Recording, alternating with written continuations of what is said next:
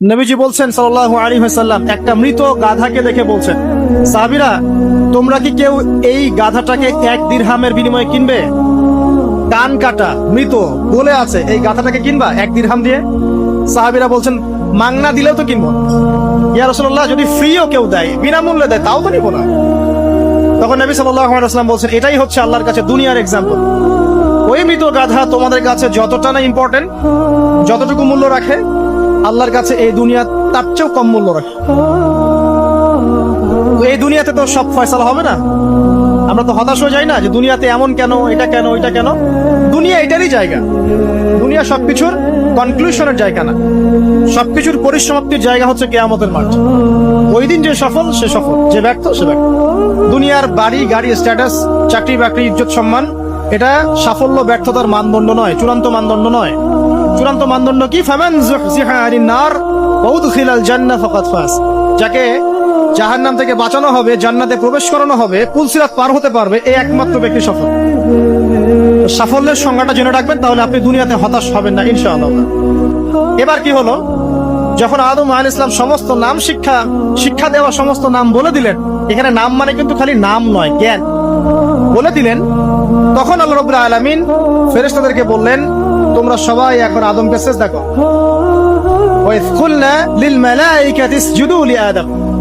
আল্লাহ পাক এবার বলছেন, আমি সমস্ত মালায়েকাকে বললাম তোমরা আদমকে সিজদা করো। ফাসাজাদু, সবাই সিজদা করলো, ইল্লা ইবলিস, ইবলিস সিজদা করলো না। কেন করলে না? ইবলিসকে বলা হচ্ছে, ইয়া ইবলিস মা মানাকা আল্লা তাসজুদা ইয আমারতুক। তোমাকে কে নিষেধ করলো সিজদা করতে ওই আদমকে, যাকে আমি আদেশ করেছি? কে নিষেধ করলো? তখন ইবলিস বলছে, খলাকতানি মিন নার ওয়া খলাকতাহু মিন তিন। আমাকে সৃষ্টি করেছেন আগুন দিয়ে, আর আদমকে সৃষ্টি করেছেন মাটি দিয়ে, আমি কিভাবে তাকে সিজদা করতে পারি? ইবলিস বলতে চাইলো যে আপনি যে বলছেন আদমকে সিজদা করো, আদম তো মাটির তৈরি, আমি তো আগুনের তৈরি, তাহলে আপনি ভুল বলছেন। নাউজুবিল্লাহ। আগুন কেন মাটির সামনে নত হবে? মাটি আগুনের সামনে নত হওয়া উচিত। তার কেয়াস হচ্ছে এমন, কেয়াস মানে কি? তার এটা কি? হ্যাঁ, তার এটা যুক্তি, তার এটা যুক্তি এবং দর্শন যে আমি কেন তাকে সিজদা করব? আমি তো আগুনের তৈরি, আর আদম হচ্ছে মাটির তৈরি। তো খলাকতাহু মিন নার ওয়া খলাকতানি মিন তিন, খলাকতানি মিন নার ওয়া খলাকতাহু মিন তিন। আমাকে সৃষ্টি করেছেন আগুন দিয়ে, আদমকে সৃষ্টি করেছেন মাটি দিয়ে। আবা ওয়াস্তাকবারা, আল্লাহ পাক বলছেন সে উদ্ধত হলো এবং অহংকার প্রদর্শন করলো। আর আল্লাহ পাক অনেক কিছু মাফ করে দেন, কিছু কিছু বিষয় আল্লাহ পাক মোটেই পছন্দ করেন। তার মধ্যে একটা হচ্ছে অহংকার, তার মধ্যে একটা হচ্ছে শিরক, তার মধ্যে একটা হচ্ছে অন্যের হক নষ্ট করা, তার মধ্যে একটা হচ্ছে আদম সন্তানকে হত্যা করা, তার মধ্যে একটা হচ্ছে বৃদ্ধ বয়সে ব্যভিচার করা, তার মধ্যে একটা হচ্ছে মুরতাদ হয়ে যাওয়া। ওই যে খ্রিস্টান হয়ে যাচ্ছেন না, খালি মরেন তারপর বুঝবেন, খালি মালাকুল মউত আসুক তারপর বুঝবেন। আল্লাহ রাব্বুল আলামিন বলছেন তার রাসূলের মাধ্যমে, কেউ যদি সাক্ষ্য দেয় আল্লাহ ছাড়া কোনো মাবুদ নাই, মুহাম্মদ সাল্লাল্লাহু আলাইহি ওয়াসাল্লাম শেষ নবী, ঈসা ইবনে মারইয়াম আল্লাহর প্রেরিত নবী, আল্লাহর পুত্র নন, জান্নাত সত্য এবং জাহান্নাম সত্য, এই 5টা বিষয় যদি কেউ সাক্ষ্য দেয়, ইনশাআল্লাহ সে জান্নাতে যাবে, তার আমল যেমনই হবে। টাকার বিনিময়ে, চাকরির বিনিময়ে, সমাজ সেবার নামে আর চিকিৎসার নামে ঈমান বিক্রি করে ফেললেন। সুবহানাল্লাহ, সুবহানাল্লাহ। তোমাদের এই পৃথিবীতে বেঁচে থাকার চাইতে মাটির তলে চলে যাওয়া ভালো। আবর্জনার কোনো প্রয়োজন নাই আল্লাহর এই জমিনে। এই মুসলিম উম্মাহর আবর্জনার কোনো প্রয়োজন নাই। এই মুসলিম উম্মাহর ঈমানদার সাহসী তরুণ প্রজন্মের দরকার। আল্লাহ পাক কবুল করুন, আমিন। এরপরে কি হলো? ইবলিস সিজদা করলো না, আবা ওয়াস্তাকবার, সে উদ্ধত হলো এবং অহংকার প্রদর্শন করলো। এবার আল্লাহ পাক জিজ্ঞাসা করলেন, কেন করলে না? কেন করলে না? সে বলল যে আগুন দিয়ে সৃষ্টি করেছেন আমাকে, তাকে সৃষ্টি করেছেন আপনি মাটি দিয়ে, সো আপনি ভুল আমি সঠিক, আমি কেন তাকে সিজদা? আল্লাহ পাক তখন আর তার প্রতি রহম করলেন না। আল্লাহ পাক তখন তাকে বলছেন, ফাখরুজ মিনহা, এখান থেকে বেরো। আল্লাহ পাক যেমন গফুর রহিম, আরহামুর রাহিমিন, ঠিক তেমনি আল্লাহ পাক শাদীদুল ইকাব, কঠিন শাস্তি দাতাও বটে। আল্লাহ পাক শুধু কি দয়াই করবেন, শাস্তি দিবেন না? দিবেন। ফাখরুজ, অপদস্থ হয়ে, লাঞ্ছিত হয়ে এখান থেকে বের হয়ে যাও। এখানে অহংকার করার অধিকার তোমাকে দেওয়া হয় না, এখান থেকে বের হয়ে যাও। এবার ইবলিস বের হয়ে যাচ্ছে। বের হয়ে যাওয়ার সময় ইবলিস বলছে রব্বি। কি বলছে? রব্বি। দেখেন, ইবলিস আল্লাহকে বলছে রব্বি, মানে ইবলিস আস্তিক, ইবলিস কি আস্তিক ইবলিস আল্লাহ বিশ্বাস করে। ইবলিস বলছে রব্বি, হে আমার রব, আনজিরনি ইলা ইয়াউমি ইউবআসুন, আমাকে কিয়ামত দিবস পর্যন্ত অবকাশ দেন।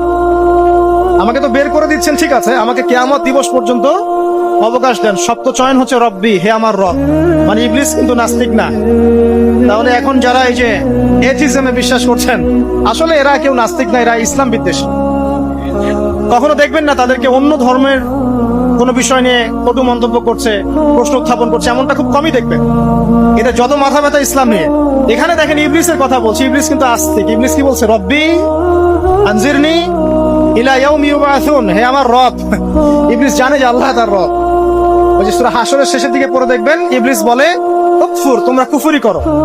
তারপরে মানুষ যখন কুফরি করে সে বলে আমি ইন্নী আখাফুল্লাহ রাব্বাল আলামিন, আমি আল্লাহকে ভয় করি যে জগৎ সমূহের প্রতিপালক। শয়তানকে মানুষকে জিজ্ঞাসা করবে জাহান্নামীরা, তুমি আমাদেরকে পথভ্রষ্ট করেছে। শয়তান বলবে আমি কিচ্ছু করি নাই, আমি তোমাদেরকে কোনো কাজে ফোর্স করি নাই, আমি শুধু তোমাদেরকে ওয়াসওয়াসা দিয়েছি, তোমরা নিজেরাই কাজ করছো। ফালা তালুমুনি ওয়ালুমু আনফুসাকুম, সূরা ইব্রাহিম পড়ে দেখেন। শয়তান বলবে তোমরা আমাকে লানত করো না, নিজেদেরকেই লানত করো, আমি তো তোমাদেরকে বাধ্য করে কাজ করাই নাই, তোমরা নিজেরাই করেছো এই কাজ। আসুন সামনে যাই। এবার আল্লাহ পাক যখন ইবলিসকে বের করে দিলেন, সে বলছে আমাকে কিয়ামত পর্যন্ত অবকাশ দিন। কিয়ামত পর্যন্ত অবকাশ নিয়ে ইবলিস কি করবে? উত্তর, ইবলিস বলছে ফাবিমা আগওয়াইতানি, হে আল্লাহ, যে কারণে বা যে আদমের কারণে আপনি আমাকে এখান থেকে বের করে দিলেন, লাআকউদান্না লাহুম সিরাতাকাল মুস্তাকিম, আমি সে আদম সন্তানের সরল পথে ওত পেতে বসে থাকব। শয়তানের কথা কি মনে থাকবে যুবক ভাইরা? শয়তানের চ্যালেঞ্জ কি? আমি আদম সন্তানের সরল পথে ওত পেতে বসে থাকবো, মানে আমার আপনার সবার পথে সে ওত পেতে বসে আছে। এটা যদি মাথায় থাকে তাহলে জীবনে চলা সহজ হয় না? আর কি করবো? সুম্মা লাআতিয়ান্না মিন বাইনি আইদিহিম, শুধু বসেই থাকবো না, আমি আসবো তাদের সামন থেকে, ওয়া মিন খালফিহিম, তাদের পিছন থেকে, ওয়া আন আইমানিহিম, তাদের ডান দিক থেকে, ওয়া আন শামাইলিহিম, তাদের বাম দিক থেকে, ওয়ালা তাজিদু আকসারাহুম শাকিরিন, হে আল্লাহ, আপনি বেশিরভাগ আদম সন্তানকে শুকরগুজার পাবেন না। তার কথা, শয়তানের এই কথাটা কি সত্য না মিথ্যা? এখন বেশিরভাগ লোক নামাজ পড়ে না পড়ে না? পড়ে।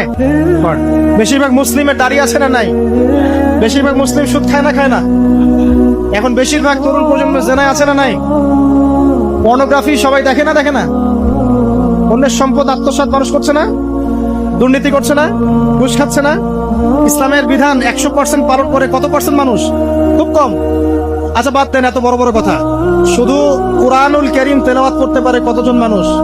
বলি না আমরা 90% মুসলিমের বাংলাদেশ, 90% মুসলিমের বাংলাদেশে কত ভাগ মুসলিম কোরআন তেলাওয়াত করতে পারে? একটা শুমারি করে দেখেন, কোরআন শুমারি, এটা কোরআন শুমারি করে দেখেন যে কত পার্সেন্ট মুসলিম শুদ্ধ করে কোরআন পড়তে পারে।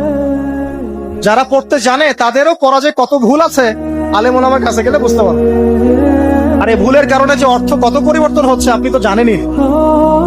তো এই যে শয়তান বলেছে ওয়ালা তাজিদু আকসারাহুম শাকিরিন, আপনি বেশিরভাগকেই শুকরগুজার পাবেন।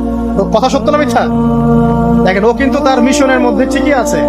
কথা যে সত্য তার প্রমাণ সহিহ বুখারীর একটা হাদিস, যেটা 4 বার এসেছে বুখারীর মধ্যে, যে আদম আলাইহিস ইসলামকে ডাকা হবে কিয়ামতের মাঠে, ডেকে বলা হবে তোমার সন্তানদের মধ্য থেকে জাহান্নামীদেরকে আলাদা করে দাও। আদম আলাইহিস ইসলাম বলবেন কতজনকে আলাদা করে দিব?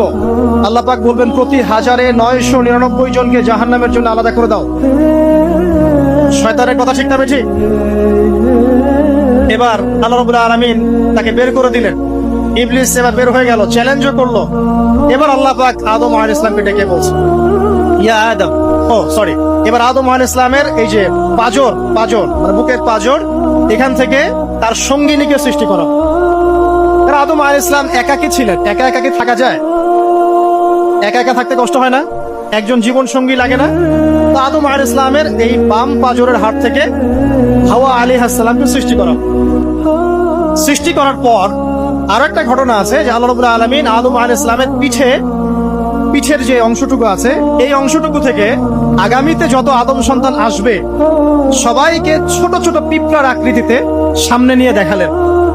সুবহানাল্লাহ, যত আদম সন্তান আসবে আল্লাহ পাক সবাইকে আদমের সামনে দেখালেন। এবং বললেন এই যে শুভ্র অংশ যারা, মানে সাদা অংশ যারা, তারা তোমার সন্তানদের মধ্য থেকে সবাই জান্নাতি। আর তোমার এই যে বাম পাশে যেগুলো কালো কালো ছোট ছোট আকৃতি দেখছো, এগুলো সব তোমার সন্তানদের মধ্য থেকে জাহান্নামী। আমরা দোয়া করি আমরা তাদের অন্তর্ভুক্ত না হই। এবার আল্লাহ পাক সবাইকে বললেন, সূরা আরাফের মধ্যে আসছে 182 নম্বর আয়াতে মনে হয়, আল্লাহ পাক বলেন আলাস্তু বিরাব্বিকুম, হে আদমের সন্তানরা, আমি কি তোমার রব নই? আমি কি তোমাদের রব নই? আলাস্তু বিরাব্বিকুম, আমি কি তোমাদের রব নই? আলাস্তু বিরাব্বিকুম, আমি কি তোমাদের রব নই? আমরা সবাই তখন বলেছিলাম বালা ইয়া রাব্বি, অবশ্যই আপনি আমাদের রব। আমরা এখন ভুলে গেছি না? আমরা সবাই এই সাক্ষী দিয়ে আসছি রুহের জগতে। আর রুহের জগৎ বলে একটা জগৎ আছে, অনেক জগৎ আছে। রুহের জগৎ একটা, দুনিয়ার জগৎ একটা, জিন জাতির জগৎ আলাদা, বারজাখ পরকালে যে কবরে রাখার পরে বারজাখের জগৎ একটা, আর দারুল করার যেটা হবে একদম জান্নাত জাহান্নাম, ওটা আরেকটা জগৎ। এই যে মহাবিশ্ব যে সম্প্রসারিত হচ্ছে, এক এক গ্যালাক্সিতে এক একটা জগৎ না, এরকম বহু জগৎ আছে। রুহের জগতে আমরা এই ওয়াদা আল্লাহর কাছে করে এসেছি। এটাকে আহদে আলাস্তু বলে। কি বলে? আহদে আলাস্তু, মানে আলাস্তু বিরাব্বিকুম, আমি কি তোমাদের রব নই? আমরা বলেছিলাম হ্যাঁ আপনি আমাদের রব। একটা মজার কথা আছে এখানে, যখন আদম আলাইহিস সালাম দেখছিলেন তার সন্তানদেরকে সাদা সাদা আকৃতি ছোট ছোট, এর মধ্যে একটা সন্তানকে দেখে, একজন সন্তানকে দেখে তার প্রচন্ড ভালো লেগেছিল এবং তিনি অত্যন্ত সুদর্শন ছিলেন। তাকে দেখে তার প্রচন্ড রকম ভালো লেগেছিল।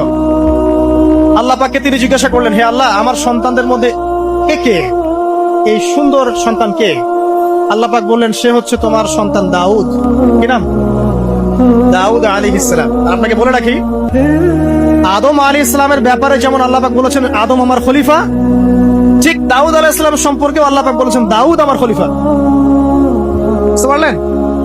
কোথায় আছে? সূরা সাদ পড়ে দেখেন। ঠিক আদম আলাইহিস সালাম সম্পর্কে আল্লাহ পাক বলেছেন না যে আমি পৃথিবীতে খলিফা পাঠাচ্ছি, ঠিক দাউদ আলাইহিস সালাম সম্পর্কেও আল্লাহ পাক বলেছেন দাউদ আমার খলিফা। ইয়া দাউদ ইন্না জাআলনাকা খলিফাতান ফিল আরদ ফাহকুম বাইনান নাস বিল হক ওয়া লা তাত্তাবি'ল হাওয়া। আয়াতটা পড়ে দেখবেন, ওইদিকে আমি পরে আসছি। তো ওই সন্তানকে দেখে তার এত ভালো লাগলো, আল্লাহর কাছে তিনি জিজ্ঞাসা করছেন, হে আল্লাহ, আমার এই সন্তানের হায়াত কত? আল্লাহ পাক বলছেন তোমার এই সন্তানের হায়াত হচ্ছে 60 বছর। কত বছর? 60 বছর। আর আমাদের উম্মতে মুহাম্মাদের কিন্তু গড় আয়ু এরকম 60-65, এর বেশি না গড় আয়ু। তখন আদম আলাইহিস সালাম বলেন, আল্লাহ, আমার হায়াত থেকে তাকে 40 বছর দিয়ে দাও। আমার হায়াত থেকে তাকে 40 বছর দিয়ে দাও। আল্লাহ পাক তাকে 40 বছর দিয়ে দিলেন। তাই আদম আলাইহিস সালামের 1000 বছর হায়াত হয়ে গেল 960 বছর, আর দাউদ আলাইহিস সালামের 40 বছর হায়াত হয়ে গেল 100 বছর। এখন আসেন এই জায়গায় যে আদম আলাইহিস সালাম এবং দাউদ আলাইহিস সালাম দুইজনকে আল্লাহ পাক কি বলেছেন? খলিফা। খলিফা কে? খলিফা কাকে বলে? এটা একটু শুনেন ছোট্ট করে। সূরা সাদ পড়বেন 24 কি 26 নম্বর আয়াত। আল্লাহ পাক বলেন, ইয়া দাউদ, হে দাউদ, খলিফার কাজ কি এটা শুনেন। হে দাউদ, ইন্না জাআলনাকা খলিফাতান ফিল আরদ, নিশ্চয়ই আমি আল্লাহ তোমাকে পৃথিবীতে খলিফা করেছি। কি করেছি? খলিফা করেছি। তোমার কাজ কি? ফাহকুম বাইনান নাসি বিল হক, মানুষের মাঝে আল্লাহর বিধান দ্বারা হকের মানদণ্ডে বিচার ফয়সালা করবে। আর আল্লাহর খলিফার দায়িত্ব কি? আল্লাহর বিধান দ্বারা বিচার ফয়সালা করা। ওয়ালা তাত্তাবি'ল হাওয়া, তুমি নিজের প্রবৃত্তির অনুসরণ করবে না। ফায়ুদিল্লাকা আন সাবিলিল্লাহ, তাহলে তোমাকে এটা সরল পথ থেকে বিচ্যুত করে দেবে। ইন্নাল্লাযীনা ইউদিল্লুনা আন সাবিলিল্লাহ, নিশ্চয় যারা আল্লাহর পথ থেকে বিচ্যুত হয়ে যায়, লাহুম আযাবুন শাদীদ, তাদের জন্য কঠিন শাস্তি আছে। বিমা নাসু ইয়াউমাল হিসাব, এই কারণে যে তারা হিসাবের দিনটা ভুলে গেছে। এই আয়াত থেকে খলিফার ফাংশন বুঝতে পারলেন? খলিফার ফাংশন কি? আপনি যা ইচ্ছা তাই ফয়সালা করবেন, নিজের মন গড়া যা ইচ্ছা রচনা করবেন।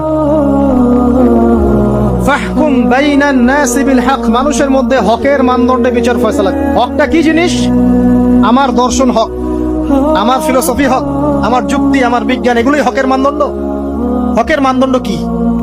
কোথায় উত্তর আছে? কোরআনেই উত্তর আছে। কোন সূরা? সূরা কাহফ। কত নম্বর আয়াত? আয়াত নম্বর 29। আল্লাহ পাক বলছেন, ওয়া কুলিল হাক্কু মির রাব্বিকুম, হক সেটাই যা তোমার রবের পক্ষ থেকে নাযিল। কথা কি ক্লিয়ার? হক কি জিনিস? যা তোমার রবের পক্ষ থেকে